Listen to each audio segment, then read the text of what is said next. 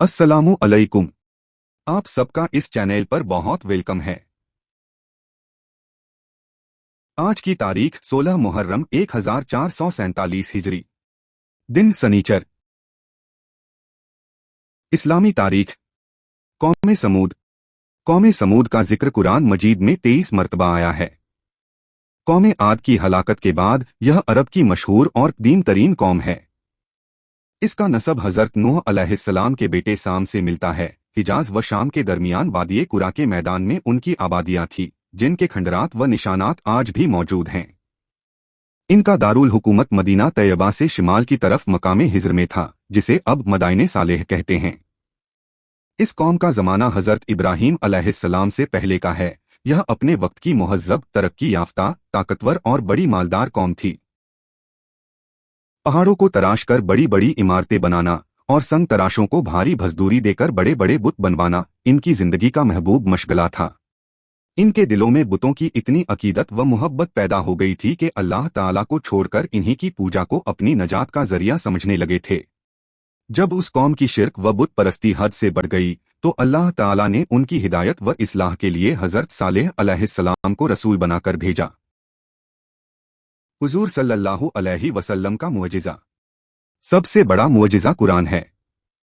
कुरान करीम सबसे बड़ा मुअजिज़ा है जो आप सल्लल्लाहु अलैहि वसल्लम को दिया गया। खुद रसूलुल्लाह सल्लल्लाहु अलैहि वसल्लम फरमाते हैं, जितने पैगंबर गुजरे हैं उनमें से हर एक को ऐसे ऐसे मुअजिज़े दिए गए जिनको देखकर लोग ईमान लाए। बाद के ज़माने में उनका कोई असर न रहा, और मुझको जो मुअजिज़ा अल्लाह ताला ने दिया है वह कुरान है, जिसको वही के जरिए मुझ पर उतारा है। इसका असर कयामत तक बाकी रहेगा।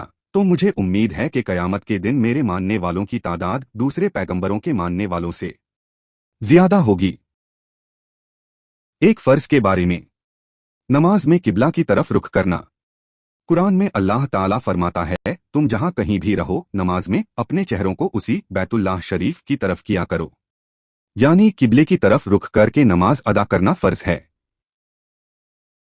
एक सुन्नत के बारे में। शाम के वक्त की दुआ।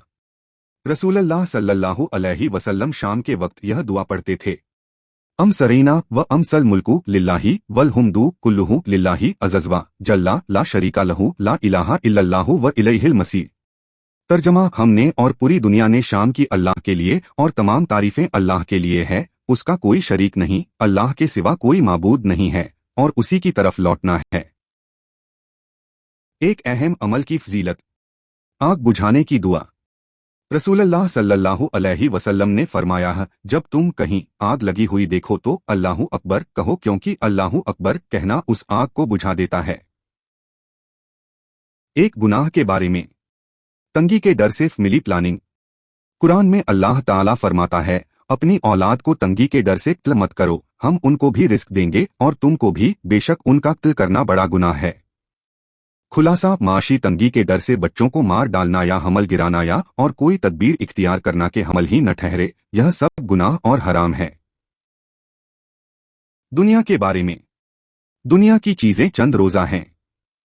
कुरान में अल्लाह ताला फरमाता है, जो कुछ भी तुमको दिया गया है वह सिर्फ चंद रोजा जिंदगी के लिए है और वह उसकी रौनक है, और जो कुछ अल्लाह ताला के पास है वह उससे कहीं ज्यादा बेहतर और बाकी रहने वाला है। क्या तुम लोग इतनी बात भी नहीं समझते? आखिरत के बारे में। अहले जन्नत को खुशखबरी।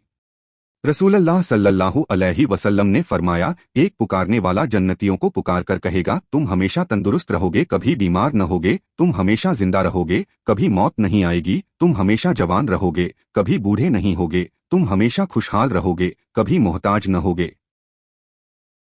तिब्बे नबवी से इलाज। मेथी से इलाज। रसूलुल्लाह सल्लल्लाहु अलैहि वसल्लम ने फरमाया, मेथी से शिफा हासिल करो।